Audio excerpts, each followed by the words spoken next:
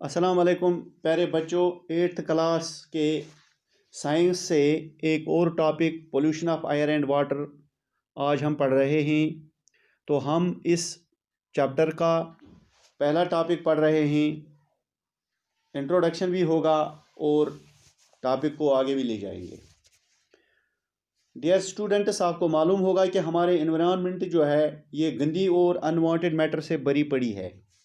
ये ऐसी चीज़ें हैं जो हमारी सेहत के लिए मुज़िर हैं। जैसा एनवायरनमेंट आज हमारे पास है या जिस एनवायरनमेंट में हम आज सांस लेते हैं, वैसा एनवायरनमेंट हमारे एल्डर्स के पास नहीं था। उन्हें साफ़ हवा, साफ़ पानी, साफ़ मिट्टी, सब कुछ साफ़ ही साफ़ और प्योर मिलता था। हम आए रोज़ अखबारों, रेडियो, टीवी और सोशल मीडिया पर एनवायरनमेंटल पोल्यूशन के बारे में बहुत कुछ सुनते हैं। रेस्पिरेटरी डिजीज़ की वजह से ज़्यादा लोग इन्वॉल्व हो रहे हैं। तो प्यारे बच्चों, इस चैप्टर में आज के इस टॉपिक में इन्हीं सभी चीज़ों के बारे में हम डिस्कस करेंगे।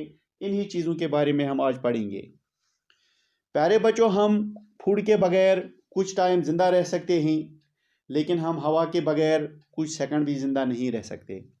ये एक सिंपल सा फैक्ट है, लेकिन हमें क्लियर एयर की इम्पोर्टेंस एक क्लियर और क्रिस्टल अंदाज में बता देता है कि हम फूड के बगैर कुछ टाइम तक ज़िंदा रह सकते हैं, लेकिन साफ़ हवा या हवा के बगैर हम कुछ सेकंड ही ज़िंदा नहीं रह सकते हैं। आपको मालूम है एयर गैसेस का एक मिक्सचर है।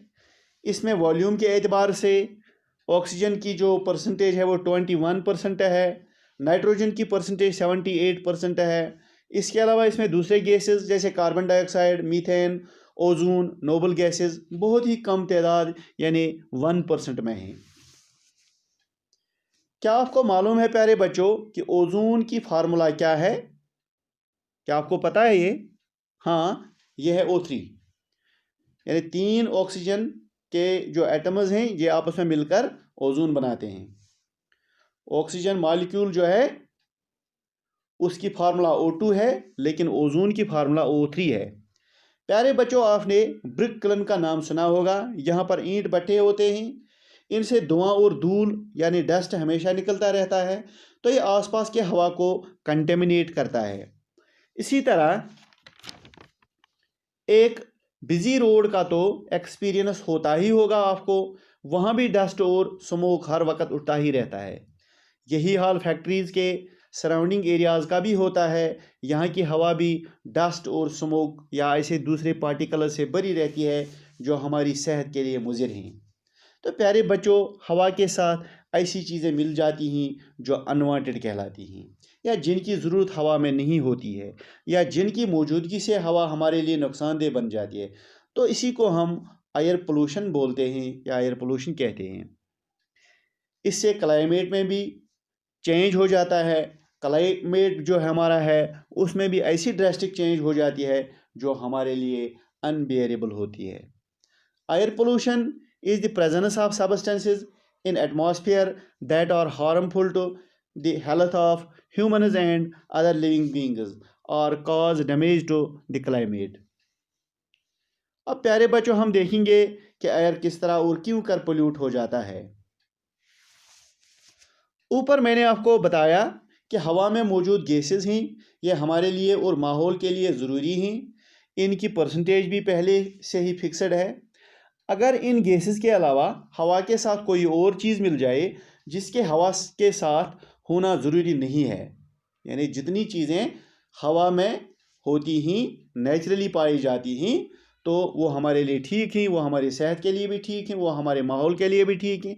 लेकिन अगर कोई ऐसी चीज़ मिल जाए जो माहौल के लिए ठीक नहीं है, हमारी सेहत के लिए ठीक नहीं है, अदर लिविंग थिंग्स के लिए ठीक नहीं है, तो उन चीज़ों को हम बोलते हैं दे आर पोल्यूटेंट्स, यानी जो हवा को बर्बाद करते हैं, जो हवा को आलूदा करते हैं, जो हवा को पोल्यूट बनाते हैं, तो उन चीज़ों को हम बोलते हैं पोल्यूटेंट्स। ये सबस्टेंसेस हवा के साथ कैसे मिल जाते हैं? ये पोल्यूटेंट्स दो तरीके से हवा के साथ मिल जाते हैं। ये ही नेचुरल वे यानी कुदरती तरीक़ों से, जैसे जंगलों में आग लगने के कारण स्मोक और डस्ट हवा के साथ मिल जाती है।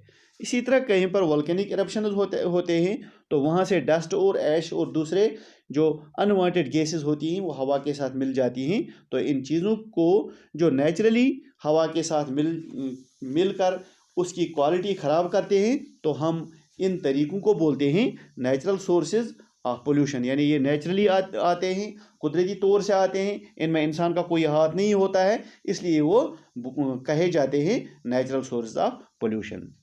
लेकिन बच्चों, नेचुरल सोर्सेज इतने नहीं होते हैं जितने इंसान ने खुद अपनी हवा को ख़राब और पोल्यूट कर दिया है। तो इंसान की एक्टिविटी से जो अनवांटेड मैटर या पोल्यूटेंट्स हवा के साथ मिल जाते हैं, उन्हें man made sources of air pollution कहते हैं।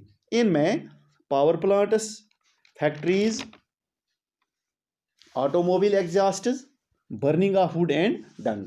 तो ये सारी चीज़ें जो हैं ये इंसान के कारण से होती हैं। इंसान इन एक्टिविटीज़ में डायरेक्टली इन्वॉल्व होता है, तो इन चीज़ों को हम बोलते हैं they are man made sources of air pollution.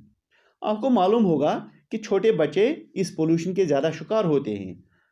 अगर हम आजकल देखें तो छोटे बच्चे अक्सर रेस्पिरेटरी डिजीज़ में मुब्तला होते हैं। इनमें फीवर होता है, ज़ुकाम होता है, या बाकी जो सीजनल एलर्जीज़ हो जाती हैं तो इनमें पाई जाती हैं। ये छोटे बच्चे इसमें ज़्यादा इन्वॉल्व होते हैं।